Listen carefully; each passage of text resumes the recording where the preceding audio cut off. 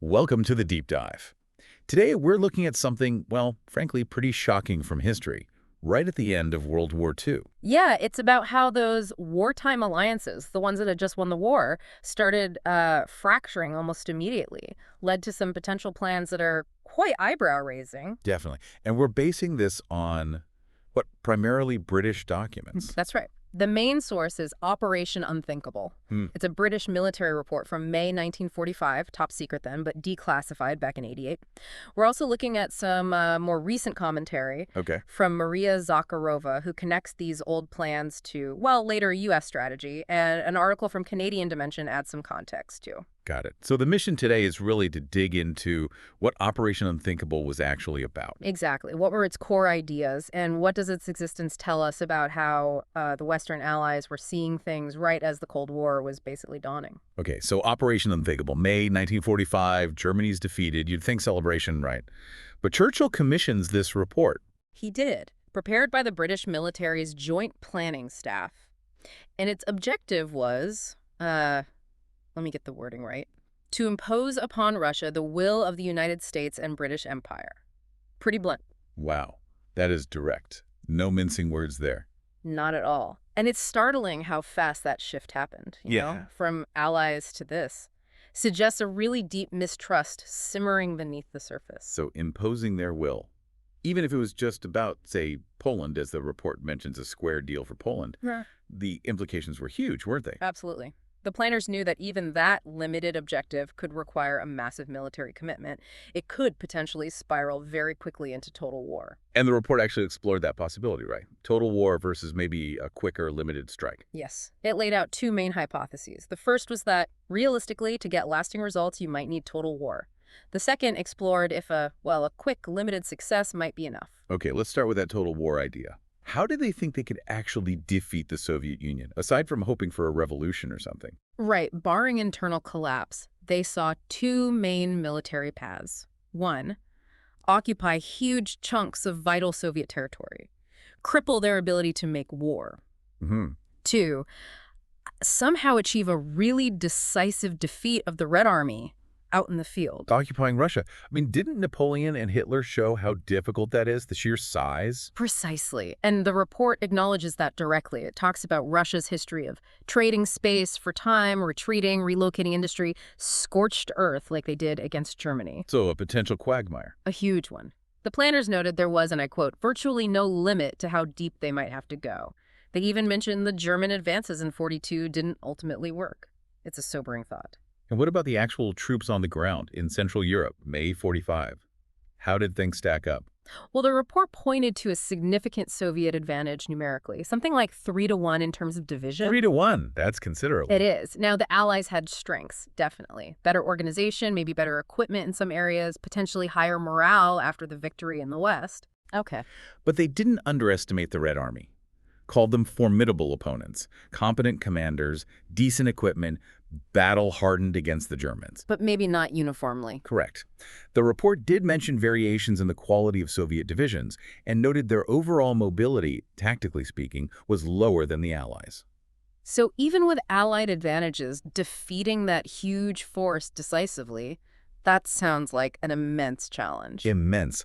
The conclusion on total war was pretty stark. Oh. To actually guarantee achieving the political goal, you need to completely defeat Russia in a total war. Which they admitted was uncertain. Highly uncertain. Yeah. And they said it would take a very long time. It would mean a massive U.S. troop commitment to Europe, plus finding, re-equipping, reorganizing German and other Western manpower, a huge long-term project. Okay, so total war looks like a terrible, maybe unwinnable option. What about the alternative, the quick success? Sounds a bit optimistic, doesn't it? It does seem that way. The thinking there was more political, maybe? Could a swift, sharp military blow, maybe seizing some key area, inflicting a nasty defeat, could that force Stalin to accept Allied terms without a full-blown war? But surely there were risks with that, too. Huge risks, and the planners spelled them out. What if the quick strike didn't work? What if the Soviets didn't cave? Then you risk stumbling into the very total war you were trying to avoid. Escalation. Exactly. And they also recognized that the moment hostilities started between the major powers, it probably wouldn't stay limited. It would likely become a worldwide struggle, almost inevitably. And even if, somehow, this quick success did work politically, Right. did they think it solved the underlying problem? No, that's a key point. They knew even a successful limited action wouldn't actually break Russia's fundamental military power. The potential for conflict would still be there down the road. So the aim was just a temporary fix. Yeah. Force them to the table. Pretty much. Inflict a big enough blow to make them accept terms, but without needing that total grinding military victory. A calculated gamble, really. Now, let's bring in that Canadian Dimension article. It mentions Churchill's thinking after Hiroshima and Nagasaki. That adds another layer entirely.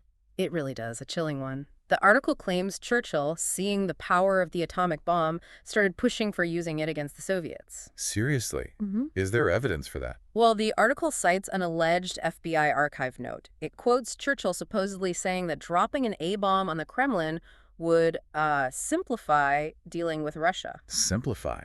Wow, the human cost seems completely absent in that calculation. Apparently so. It's quite shocking, the seeming disregard for civilian lives inherent in that kind of thinking, a real disconnect from the wartime alliance image. And that kind of thinking, the article suggests, wasn't just Churchill. It sort of paved the way for U.S. planning.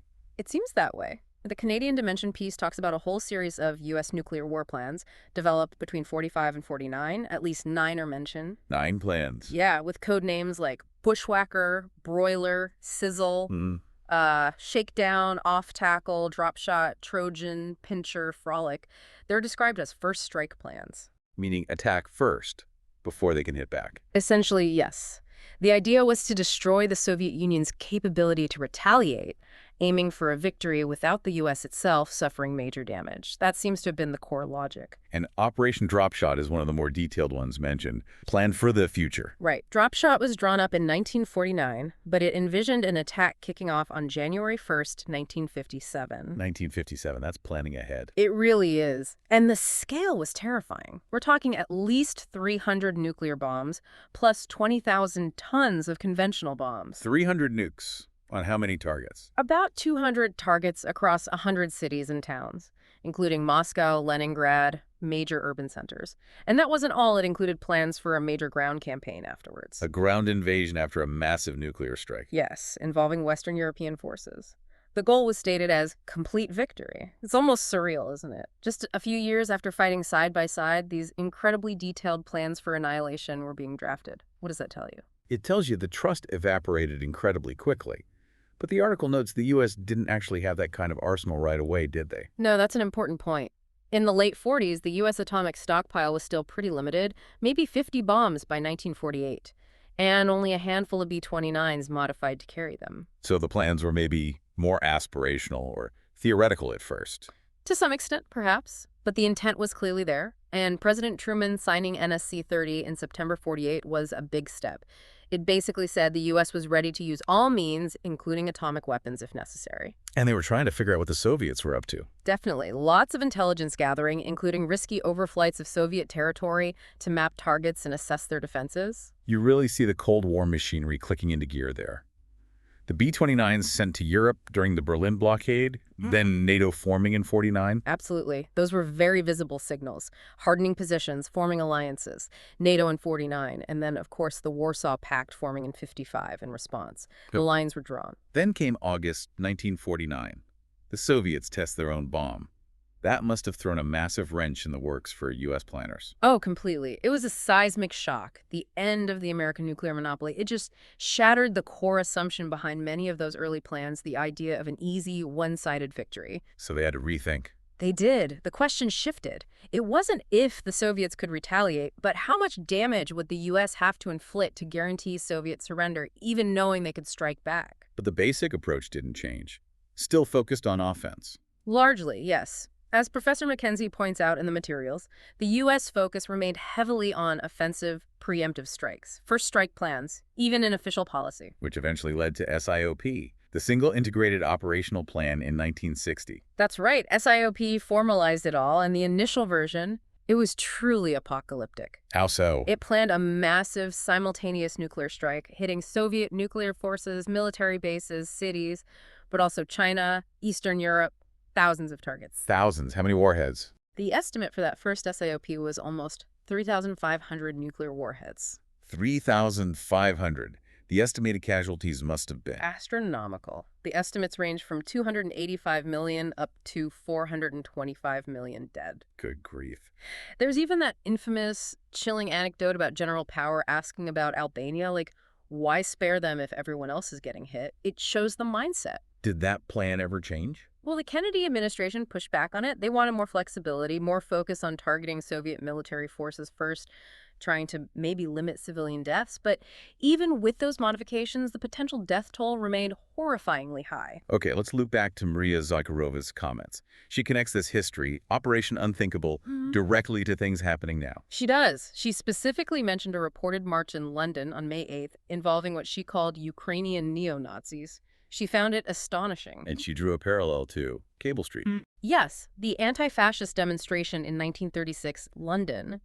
Her point seemed to be about the authorities allowing the recent march, linking it, in her view, to supporting Ukraine against Russia. And she sees a pattern here, going back to Churchill. Yeah, she contrasts Churchill's public statements about being allies with the Soviets during the war against the secret planning of Operation Unthinkable. She frames it as, historical duplicity. Any other examples she used?